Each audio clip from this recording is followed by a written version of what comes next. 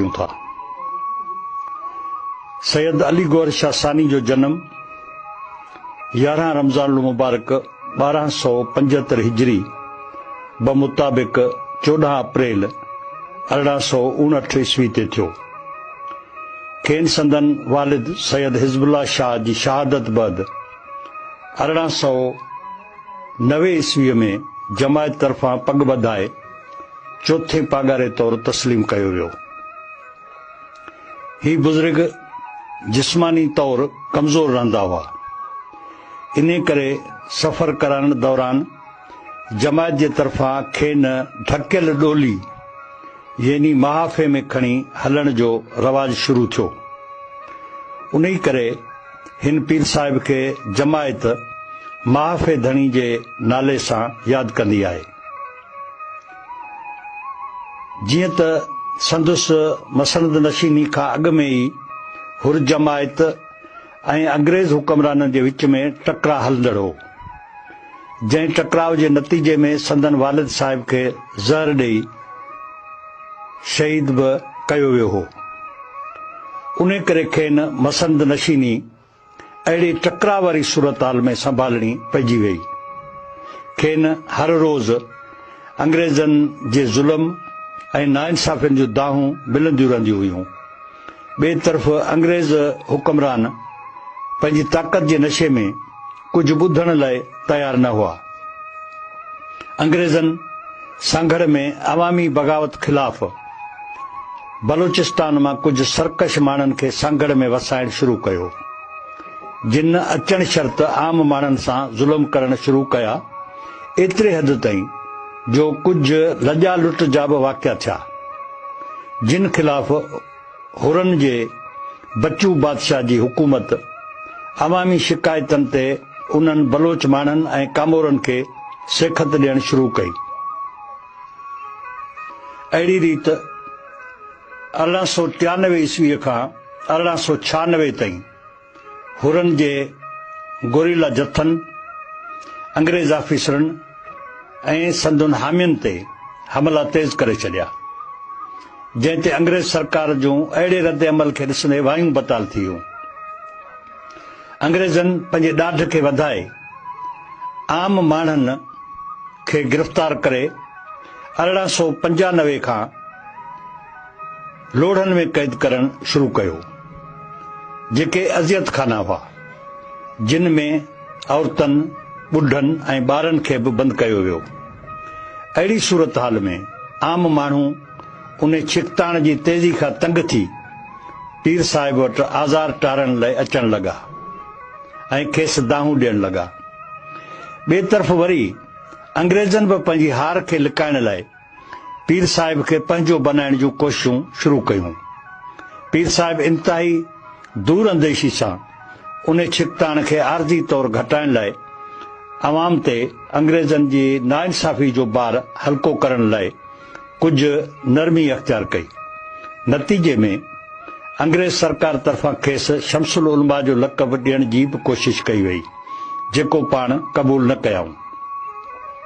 उन बैदि पीर साहिब जी हसास दिल सिंध जे माण्हुनि जे आज़ार खे घटाइण लाइ वेड़ बंदि करण जो फ़ैसिलो करे 1896 में बच्चू बादशाह ऐं संदुसि साथियुनि खे कारवायूं बंदि करे पंहिंजा सिर कुर्बान करण जो हुकुम जारी कयो। बच्चू बादशाह जे साथियुनि वेड़ में पंहिंजा सिर सदके कया ऐं बच्चू बादशाह पीर साहिब जे हुकुम ते गिरफ़्तारी पेश कई। बेरहम अंग्रेज़ सरकार वतन जी आज़ादी जे अज़ीम मुजाहिद खे माफ़ करण बजाए सांघड़ में सरेआम फांसी ॾेई शहीद करे छॾियो। पीर साहिब खे अंग्रेज़ सरकार जे इन रवैये ते सख़्तु अफ़सोस थियो। पाण साॻे साल 24 जमादुल सानी 1314 हिजरी मुताबिक़ 30 नवंबर 1896 ते विसाल फरमाए वञी मालिक हक़ीक़ी सां मिलिया।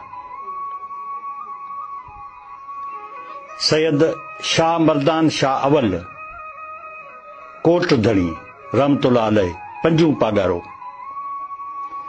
सैयद शाह मर्दान शाह अवल जी विलादत बासादत 7 सफ़र 1279 हिजरी बमुताबिक़ 1860 ईस्वीअ में थी।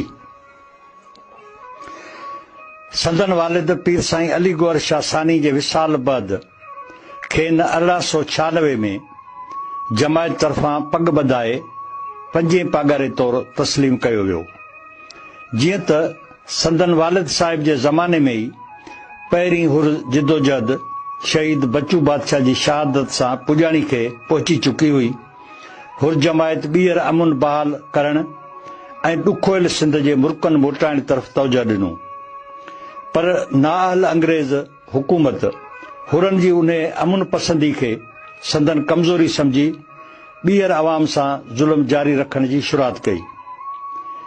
पीर साहिब आम माण्हुनि ऐं जमायत जी ख़बरचार वठण लाइ जॾहिं 1898 ईस्वीअ में सफ़र ते निकितो त संदसि उन दौरे ते बि पाबंदी हणंदे थरपारकर जे कलेक्टर खेनि हिकु हुकुमनामे ज़रिए 24 कलाकनि अंदरि पंहिंजी हदनि मां निकिरी वञण जो हुकुम जारी कयो, जंहिं ज़ालिमाना हुकुम ख़िलाफ़ हुर जमायत में ताव पैदा थियो ऐं हुरनि ॿीहर सोरश शुरू करे छॾी।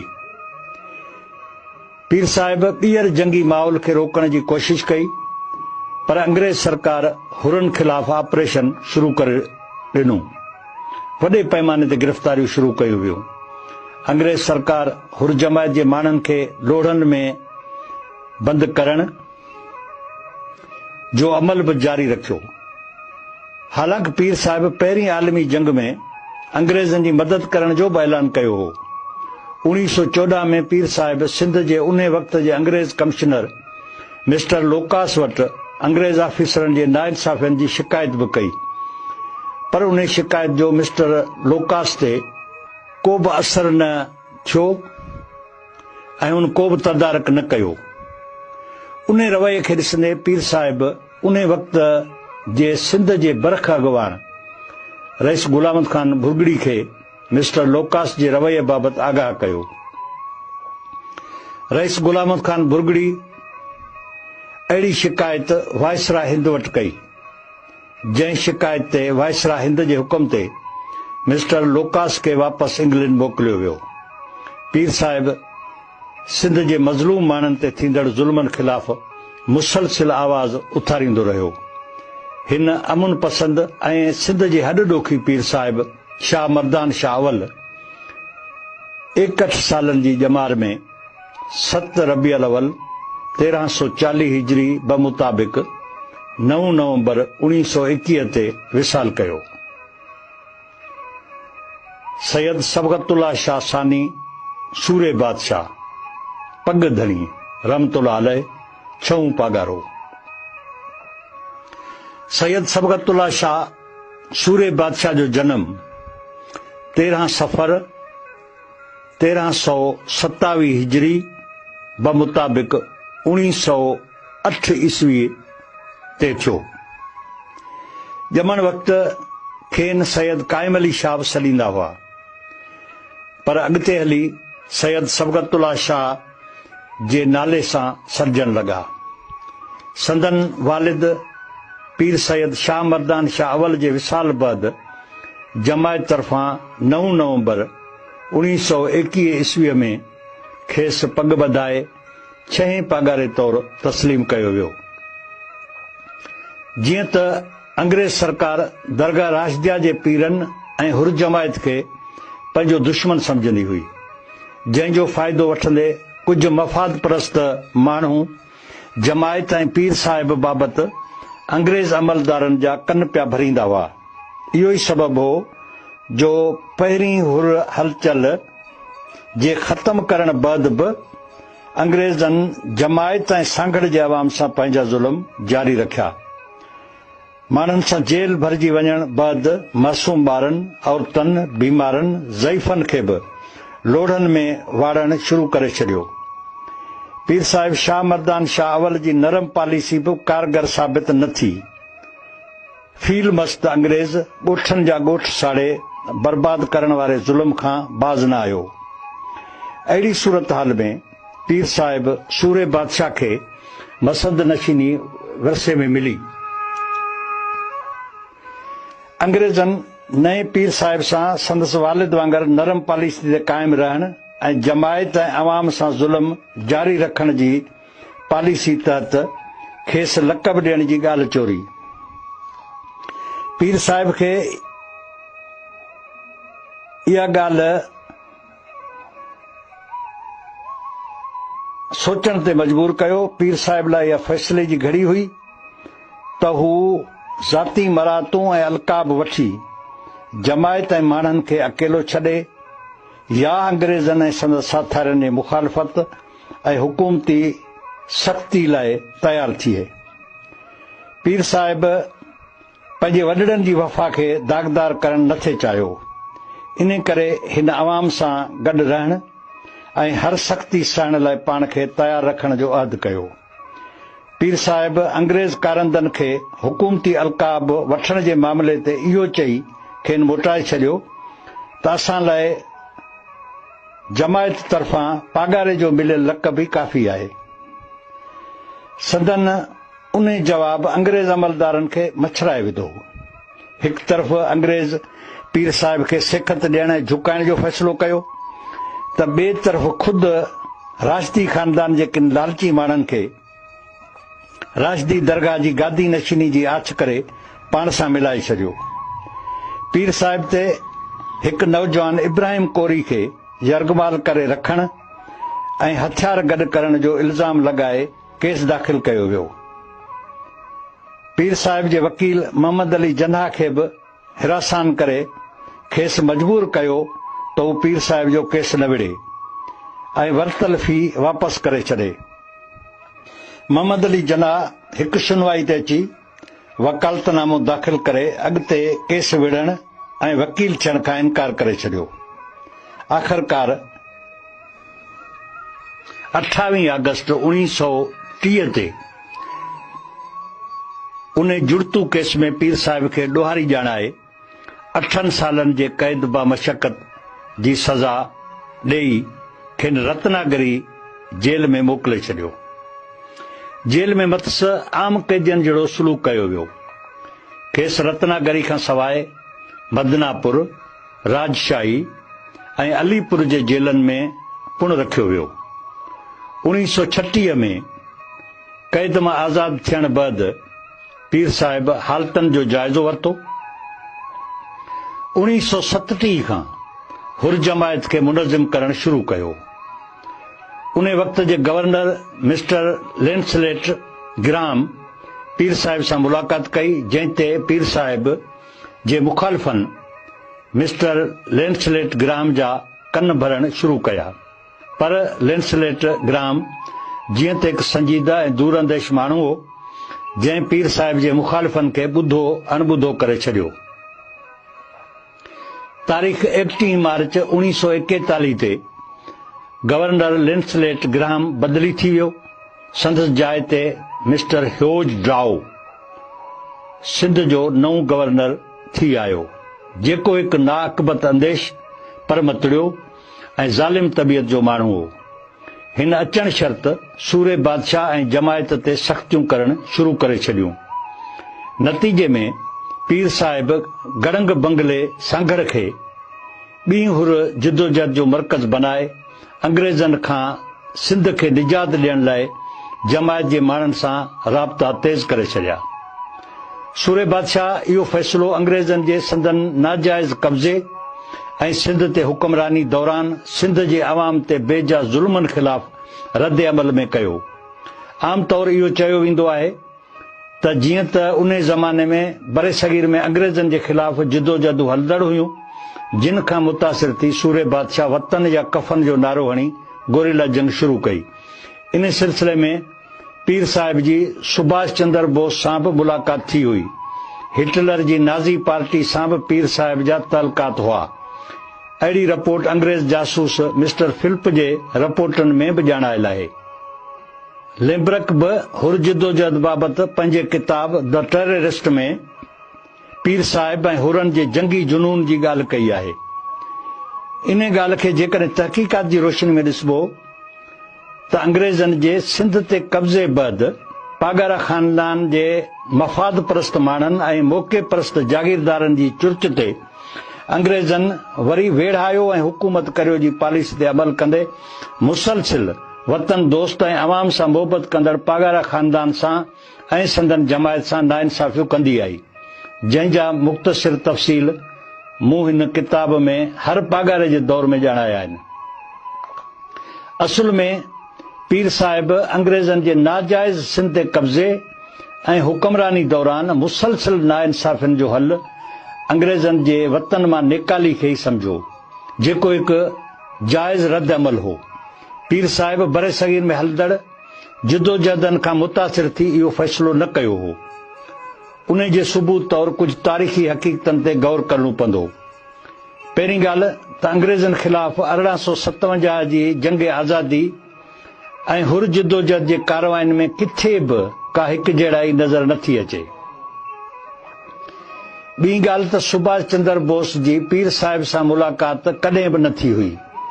उन जो सबूत इहो आहे त सुभाष चंद्र बोस जॾहिं 1931 ईस्वीअ में ऑल इंडिया कांग्रेस कमेटी जे इजलास में शिरकत करण लाइ आयो हो, उन वक़्तु सूरे बादशाह रत्नागिरी जेल में क़ैद हो। वरी 1941 में जॾहिं सूरे बादशाह गोरिल्ला जिदोजहद जी शुरूआत करे रहियो हो, उन साल सुभाष चंद्र बोस नज़रबंदी तोड़े जर्मनी वञी चुको हो। इन करे पीर साहिब जी साणस मुलाक़ात करण वारी ॻाल्हि जी किथे बि शायदि नथी मिले। साॻे नमूने जर्मनी खां हथियार मिलण वारी ॻाल्हि जी बि किथां शायदि नथी मिले। पूरी हुर जिदोजहद में किथे बि जर्मनी जो ठहियल हिकु हथियार बि न मिलियो। न ई गड़ंग बंगले या हवेली मिसमार करण वक़्तु को अहिड़ो जर्मनी जो हथियार हथ आयो। इन करे अहिड़ियूं ॻाल्हियूं या मिस्टर फिलिप जूं रिपोर्टूं कूड़ ते ॿधल आहिनि, जेके हथरादू तौर घड़े अंग्रेज़नि पाण खे बेॾोही साबित करण जी कोशिश कई हुई।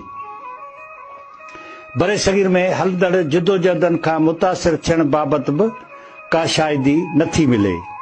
उन बाबति ॾिसबो त पीर साहिब मौलाना उबैदुल्ला सिंधी जी 1939 ईस्वीअ में क़ाइमु कयल जमना निर्बदा सिंध सागर पार्टी में शामिल थियण खां बि इनकार कयो हो, जॾहिं त मौलाना उबैदुल्ला सिंधी ऐं सूरे बादशाह जे विच में मोहबत जो रिश्तो क़ाइमु हो।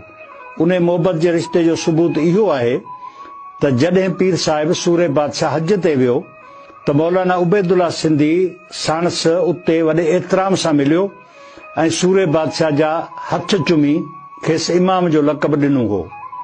साईं जीएम सैद सां सूरे बादशाह जो मोहबत जो रिश्तो हो, पर जॾहिं साईं जीएम सैद खेसि मुस्लिम लीग में शामिल थियण जी आछ कई त सूरे बादशाह साईं जीएम सैद खे टोकींदे मुस्लिम लीग में शामिल थियण खां इनकार कयो हो। सिंध जा बरख कांग्रेसी अॻवान डॉक्टर चोचराम, संस भा श्यामदास, प्रोफेसर घनश्याम, मिस्टर सधवा ऐं सेठ सीतलदास सूरे बादशाह सां गड़ंग बंगले ते हली अची मिलिया ऐं खेसि कांग्रेस में अॻवानी करण जी आछ कई त पीर साहिब खेनि ठुप जवाबु ॾेई छॾियो ऐं इहो चयो त असांजो पंहिंजो तरीक़ेकार आहे, मूंखे कांग्रेस जे तरीक़ेकार सां इख़्तिलाफ़ आहे। मतिलब त किथे बि का हिकु बि अहिड़ी शायदि नथी मिले जंहिंसां इन ॻाल्हि खे मञिजे त पीर साहिब बरे सगीर में हलंदड़ जिदोजहदनि खां किथे मुतासिर थियल ॾिसण में आयो हुजे। इन मां इहो साबित थो थिए त चालाक अंग्रेज़नि तरफ़ां इहे सभु कूड़ियूं रिपोर्टूं या कूड़ियूं ॻाल्हियूं तारीख़ में शामिल करे सूरे बादशाह खे जर्मनी या ॿियनि अंग्रेज़ दुश्मन कुवतनि जो एजेंट, हुर गोरीलनि खे जंगी जुनूनी ऐं हुर जिदोजहद खे फुरलुट कंदड़ वहशी धाड़ेलनि जे टोलनि जूं कारवायूं ॼाणे सिंध दुश्मन साबित करण जी कोशिश कई वई हुई। अफ़सोस जी ॻाल्हि इहा बि आहे त असांजा मुहक़िक़ बि अंग्रेज़नि जे लिखियल उन्हनि हिक तरफ़िन हथरादू ॻाल्हियुनि खे सनद बनाए हुर जिदोजहद जे तारीख़ी किरदार खे सिंध दोस्त या वतन दोस्त आज़ादी जी तहरीक साबित न करे सघिया आहिनि। मतिलब त पीर साईं सूरे बादशाह अंग्रेज़नि खे तड़े सिंध तां ॾाढ ऐं ॾहका जे दौर खे ख़तम करण ते चाहियो। बरे सगीर में हलंदड़ कंहिं बि जिदोजहद खां मुतासिर थी मैदान अमल में न लथो हो, न ई हू कंहिं ॿाहिरीं अंग्रेज़ दुश्मन कुवत जो को एजेंट हो। पीर साहिब 1937 खां ई गड़ंग बंगले खे मरकज़ बनाए हुर जमायत खे मुनज़िम करण शुरू कयो, जीअं त कंहिं ॾुखे वक़्त में सिंध खे कम अची सघिजे। गड़ंग बंगले ते गॾु थींदड़ मुरीदनि में इस्लाह पैदा करण लाइ पीर साहिब जमायत ते कुझु पाबंदियूं बि लागू कयूं, जिन में कंहिं बि क़िस्म जो नशो न वापराइण, औरतुनि खे आज जा चूड़ा पाइण ते बंदिश विझण, औरतुनि जे लिबास में पुठी उघाड़ी वारो गज न पाइण, बालिग छोकिरियुनि ऐं बेवा औरतुनि खे घणो वक़्तु बग़ैर शादी जे न विहारण, बर्तानवी मिलनि जो ठहियल कपिड़ो न पाइण, हिंदू मुस्लिम एकता क़ाइमु करण, ॻऊं कुहण खां परहेज़ करण शामिल हुयूं। हुरनि उन्हनि पाबंदियुनि ते न सिर्फ़ उन ज़माने में अमल कयो, पर अॼु ताईं हुर जमायत जा माण्हू उन्हनि पाबंदियुनि ते अमल पेरा आहिनि। उन ज़माने में अंग्रेज़नि तरफ़ां सिंध खे घरू वेड़े में धिकण लाइ मस्जिद मंज़लगाह जो वाक़ियो कराए हिंदू मुस्लिम फ़साद बर्पा कया विया हुआ। पीर साहिब हुर जमायत खे हिंदुनि जी जान ऐं माल जी हिफ़ाज़त करण जो हुकुम फ़रमायो। अंग्रेज़नि पीर साहिब जे पॉलिसियुनि खे पंहिंजे साज़िशनि जे ख़िलाफ़ ॾिसी ऐं मथां वरी पीर पागारा ख़ानदान जे सरकर्दा माण्हुनि जी चुर्च ते पीर साहिब खे कराची में घुराए अण ऐलानिया नज़रबंदी जे जबर जो फ़ैसिलो कयो। कराची वञण जे हुकुमनामे खे ॾिसी वञण खां अॻे पीर साहिब इहो महसूस कयो हो त अंग्रेज़ खेसि हाणे न कमु करणु ॾींदा, न ई खेसि हाणे घणो वक़्तु ज़िंदा छॾींदा। इन करे पंहिंजे हिकु अक़ीदतमंद ऐं भरवसे जहिड़े मुरीद नूरू वसाण खे सिंध मां ॿाहिरि निकिरी कंहिं ॿिए अंग्रेज़ मुख़ालिफ़ मुल्क ॾांहुं निकिरी वञण लाइ सुवारी ऐं सफ़री ज़रूरतनि जे जल्द पूराए जो कमु रखियो ऐं कराची रवानो थी वियो। कराची में खांसि पुछियो वियो त मालूम थियो आहे त तव्हां गड़ंग बंगले ते गाज़ियुनि जी भर्ती पिया करियो, जेको हिकु ॾोह आहे। पीर साहिब जवाब में चयो, जॾहिं मुस्लिम लीग पंहिंजा नेशनल गार्ड, कांग्रेस पंहिंजा वॉलंटियर ऐं राष्ट्रीय शेवक सिंह पंहिंजा शेवक दल रखी सघे थी, त मूं कंहिं ॾुखे वक़्त लाइ पंहिंजा हुर गाज़ी भर्ती कया त कहिड़ो गुनाह कयो आहे। उन ते खेसि ॿिए हुकुम ताईं कराची में रहण ऐं केॾांहुं न वञण जो हुकुम ॿुधायो वियो। पर पीर साहिब जीअं त इन ॻाल्हि खे पहिरियों ई सम्झी चुको हो, इन करे हिन कराची में रहण बजाए ॿाहिरि वञी हुर जिदोजहद जी अॻुवाणी करण जे फ़ैसिले ते अमल कंदे 9 अक्टूबर 1941 ईस्वीअ ते जीप ज़रिए सफ़र करे गड़ंग बंगले ते पहुतो, जिते बंदोबस्त लाइ मुक़ररु कयल नूरू वसाण मौजूदु न हो, न ई को सिंध खां ॿाहिरि वञण जो इंतज़ाम थियल हो। पीर साहिब खे पहिरियों भेरो पंहिंजे मुरीद तरफ़ां कयल वेसाघाती ते अफ़सोस थियो। उन बैदि पीर साहिब 10 अक्टूबर ते पीर ॻोठ दरगाह ते आयो। पोयां पीर साहिब तरफ़ां हुकुमनामे जी भंजकड़ी करण ते 13 अक्टूबर 1941 ते अंग्रेज़ सरकार खेसि गिरफ़्तार करण जो वारंट जारी कयो, जंहिं जे नतीजे में 14 अक्टूबर 1941 ते पीर साहिब खे गिरफ़्तार कयो वियो। 10 ॾींहनि बैदि 24 अक्टूबर 1941 ते खेनि हिंदुस्तान जे सेहूनी जेल में मोकिलियो वियो। पोयां 26 मई 1942 ते बमबारी करे गड़ंग बंगलो तबाह कयो वियो ऐं 22 अगस्त 1942 ते हवेली ऐं कोट ते बि बमबारी करे तबाह कया विया। पीर साहिब जे ख़ानदान खे कराची आणे मीर ख़ुदा बख़्श टालपुर जे बंगले ते नज़रबंद कयो वियो। पीर साहिब जी हवेली मां निकितल सामान जेको अदालत में ज़ाहिर करे इंपीरियल बैंक में जमा करायो वियो, उन में औरतुनि जा सोन ऐं चांदी जा ज़ेवर, कुझु सिक्का, 5 लख रुपया रोकड़ा 44 राइफलूं 14 रिवाल्वर शामिल हुआ, जेके हथियार मुख़्तलिफ़ दौरनि में संदन बुज़ुर्गनि खे तोहफ़े तौरु मिलियल हुआ। उन्हनि में को बि जर्मनी जो ठहियल हथियार मौजूदु न हो, जंहिंमां बि पीर साहिब जे परॾेही एजेंट न हुअण जी शाहिदी मिले थी। पीर साहिब खे अंग्रेज़ सरकार शहीद करण जो फ़ैसिलो अॻुवाट करे छॾियो। उन खे क़ानूनी कार्रवाई जो बुरको पाराइण लाइ 14 जनवरी 1943 ते पीर साहिब खे हैदराबाद सेंट्रल जेल आंदो वियो। हुर बग़ावत ॾोह में मार्शल लॉ तहत केस हलायो वियो, जंहिंमें पीर साहिब खे न संदन मर्ज़ी जो वकील करण जी इजाज़त मिली, न कंहिं मददगार खे मिलण ॾिनो वियो। सिर्फ़ पीर साहिब खे हिकु वकील ॾियलमल लालवाणी खे वकील करण जी इजाज़त मिली। पीर साहिब जी मर्ज़ी त मोहम्मद अली जनाह खे वकील करण जी हुई, पर न सरकार खे न अहिड़ो मौक़ो ॾिनो, न ई जनाह साहिब वकालत करण ते राज़ी थियो। केस जे 26 ॾींहनि जी कार्रवाई में पीर साहिब खे संदसि वकील सां ॻाल्हाइण जी बि इजाज़त न हुई। सिर्फ़ लिखियत में सूरे बादशाह पंहिंजे वकील ॾियलमल खे कुझु चई सघियो थे। ही अदालत जी तारीख़ जो हिकु अहिड़ो केस आहे जंहिंमें कार्रवाइनि दौरान शाहिदनि ऐं पीर साहिब सूरे बादशाह जे विच में पर्दो ॾियारियो वियो। अहिड़ी रीत खेनि आख़िरकार फांसी जी सज़ा ॾिनी वई, जंहिं ते अमल कंदे 13 रबीउल अव्वल 1362 हिजरी मुताबिक़ 20 मार्च 1943 ते खेनि फांसी ॾेई शहीद कयो वियो। संदन लाश खे बि कंहिं गुमनाम जाइ ते दफ़न कयो वियो, जंहिं जाइ जी अॼु ॾींहं ताईं कंहिंखे बि ख़बर नाहे। सैयद शाह मर्दान शाह सानी छट धणी रहमतुल्लाह अलैह सतूं पागारो। सैयद सिकंदर अली शाह मर्दान शाह सानी जी विलादत 8 जमादिल सानी 1347 हिजरी बमुताबिक़ 22 नवंबर 1928 में थी।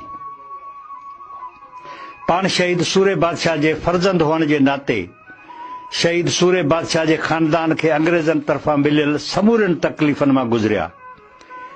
शहीद सूरे बादशाह जी शहादत बैदि खेनि ऐं संदन भाउ नादर अली शाह खे 12 फरवरी 1944 ते सिंध मां जलावतन करे पहिरियां ई अलीगढ़ पोइ बर्तानिया ॾिनो वियो, जिते इन ॿिन्ही भाइरनि जी आम माण्हुनि जी हैसियत सां तालीम ऐं तरबियत थी। पाकिस्तान त 1947 ईस्वी में क़ाइमु थियो। अंग्रेज़ बि सिंध मां हलिया विया, पर सिंध में